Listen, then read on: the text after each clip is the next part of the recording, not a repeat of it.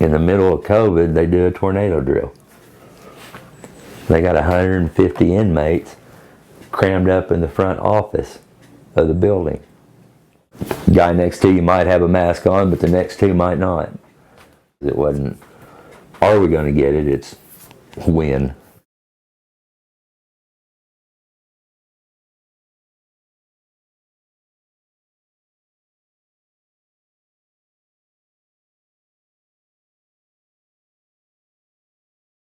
I mean, at first we were making our own masks because they wouldn't give us masks. So we were cutting them out of pants legs or sheets or whatever, and a few of the guys in there with sewing kits. They would double them up, sew them up, and that's what a few people were wearing.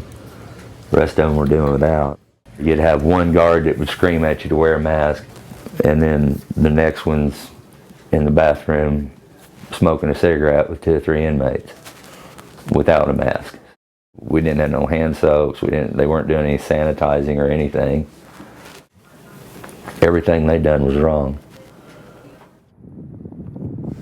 We're doing everything we can, but what does everything we can look like? And that can change as the pandemic changes and as the information that we get from the CDC or the health department changes. But I'm confident we're doing everything we can to keep our staff and inmates safe. The Department of Corrections handed out multiple free bars of soap to all inmates at the beginning of the pandemic. So there's been no shortage of either hygiene products or cleaning supplies through this time. I mean, throughout this pandemic, by last count, we'd handed out over 1.7 million masks to staff and inmates at facilities. So, we haven't had a shortage of any sort. They finally started doing a little more, passing out masks. They started giving us free bar soap every now and then. But then they would stick you in the lunchroom with a couple hundred people at a time. They had us, basically open dorm. I was in A West. There was roughly probably 140 inmates in there. They might as well be sleeping together.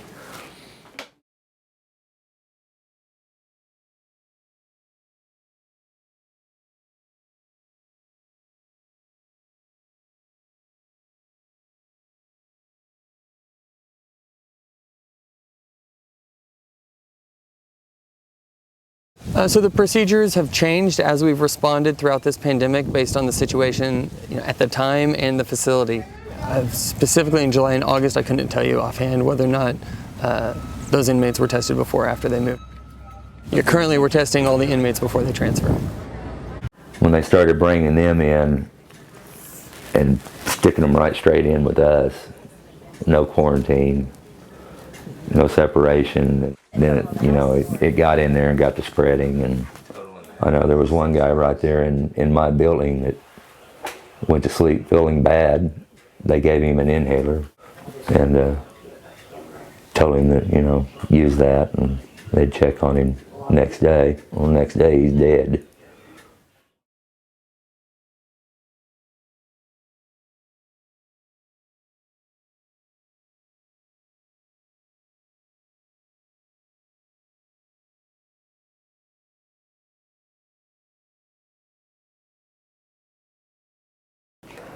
It was around the 1st of September when I started feeling symptoms, and it was about 2 weeks of total hell.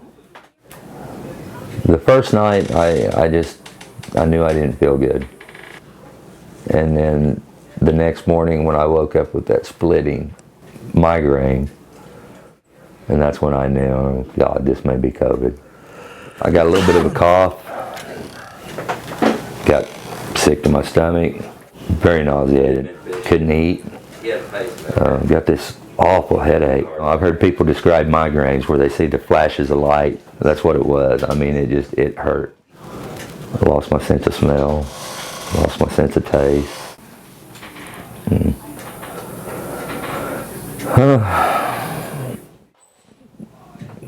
You're laying there, you're sick, you're running a fever, you're puking, your body hurts, but if I tell the guard, they're going to pull me out of here and stick me in a room on the floor.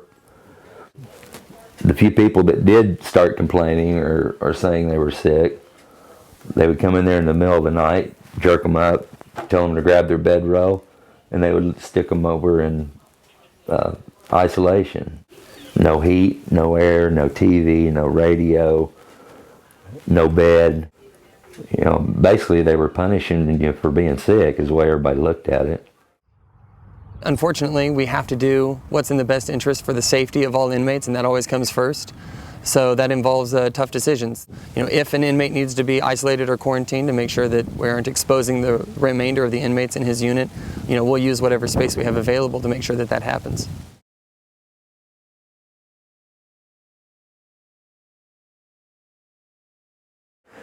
You get the guard or you get the nurse medical team over there and they do check you out or whatever, and then the next day your buddy or your guy next to you gets raided and gets his bag of tobacco or weed taken. They wouldn't have took it if you wouldn't have been whining about being sick. So then you end up getting beat up or whatever, stabbed or so it's just, I mean, it's hell. It's whatever you think how bad it could be. It was probably 10 times worse.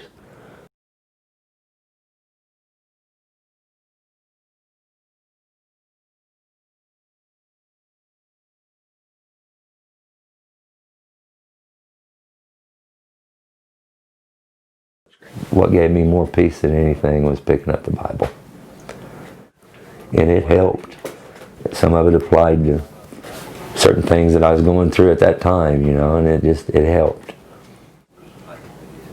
Lord, please help me through this. Get me through this. Get me home. I guess I'm here, so it must have worked.